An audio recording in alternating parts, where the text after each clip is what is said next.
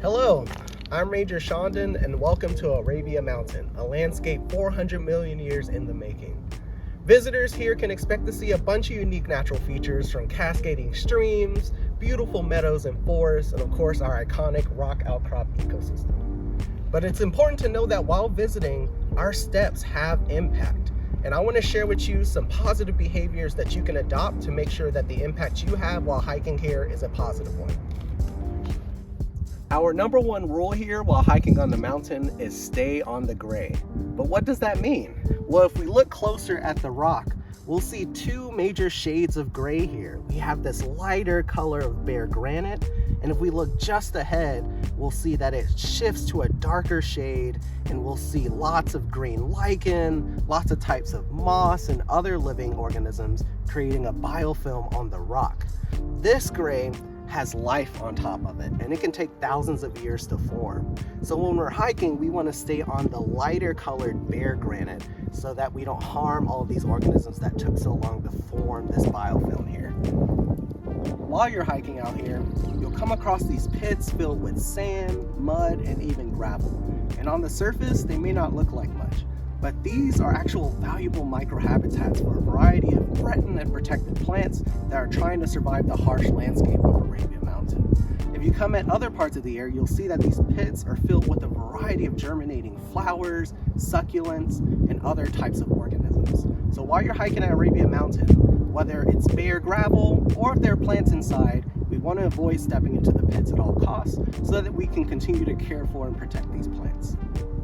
So in this solution pit, we have a variety of plants growing, of which includes our signature red diamorpha, or elf orpine, which is a tiny succulent which only grows yay big throughout its lifetime.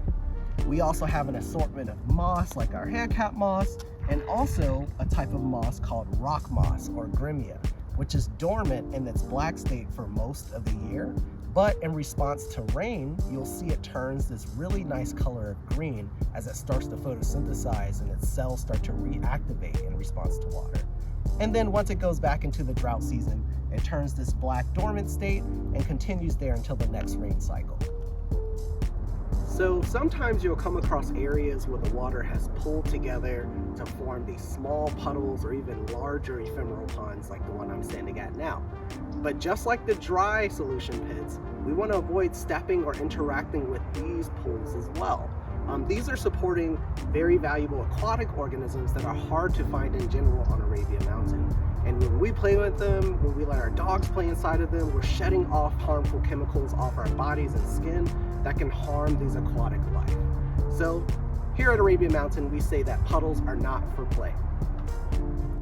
In this pool right here, we can actually see that some salamanders have actually laid egg masses inside of it.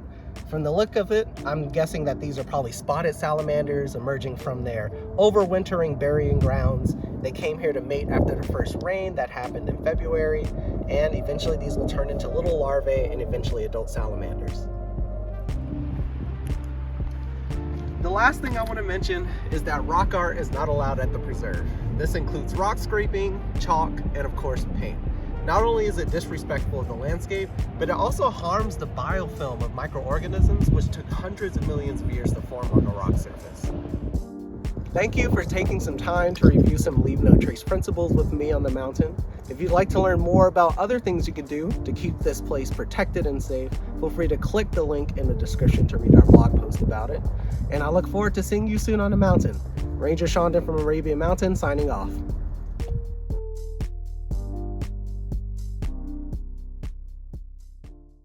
So what got you into nature conservation preservation, Shondon? I've always been an outdoor kid, pretty much my whole life, climbing trees, playing in swamps and creeks, lifting up rocks and logs to find critters. And I kind of just followed that passion throughout my whole life and had a lot of positive reinforcement.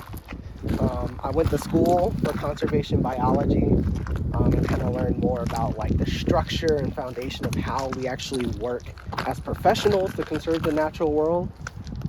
And through a variety of experiences, found my way here at Arabia, where I kind of get to engage with a lot of people, apply a lot of the field experience that I gained in school, and also foster a new generation of youth as well. and help kind of provide them the positive reinforcement they need to pursue their outdoor adventures as well.